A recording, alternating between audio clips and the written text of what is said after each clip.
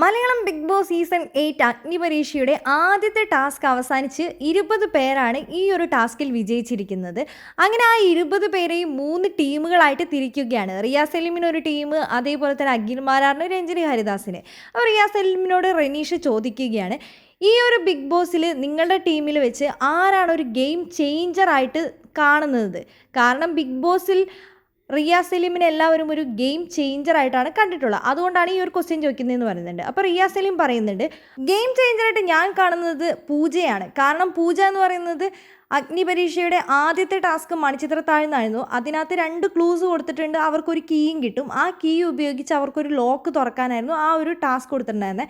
2 clues പൂജയ്ക്ക് കിട്ടിയിട്ടുണ്ടായിരുന്നു. അവസാന നിമിഷം വരെ പൂജ പറയുന്നുണ്ട്, എനിക്ക് 2 ക്ലൂവും കിട്ടിയതാണ്, ഞാൻ ഈ ടാസ്കിൽ നിന്ന് പിന്മാറി ഞാൻ പോകില്ല, ഞാൻ ഇത്രയും വരെ വന്നിട്ടുണ്ടെങ്കിൽ ഞാൻ എന്താണെങ്കിലും ഇതിന് ഞാൻ ഇവിടെ നിന്ന് നിൽക്കും, ഞാൻ ഇതിൽ തന്നെ ജയിക്കും എന്നൊക്കെ പറയുന്നുണ്ടായിരുന്നു.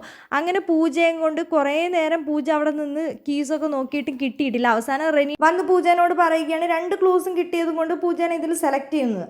അവസാന നിമിഷം വരെ ആ ഒരു ടാസ്കിൽ തൻ്റെ കോൺഫിഡൻസോടുകൂടി നിന്നതുകൊണ്ടാണ് ഞാൻ ഈ ഒരു ഗെയിം ചേഞ്ചറായിട്ട് പൂജനെ കാണുന്നത്. കാരണം ബാക്കിയുള്ളവരൊക്കെ ആ ഒരു പ്രതീക്ഷ അസ്തമിച്ചു എന്ന് പറഞ്ഞ് അവിടെ നിൽക്കുകയായിരുന്നു. പക്ഷെ പൂജ പിന്നെയും ആ കീക്ക് വേണ്ടി തെരഞ്ഞുകൊണ്ടിരുന്നത് കൊണ്ടാണ് ഞാൻ പൂജയെ സെലക്ട് ചെയ്തത്.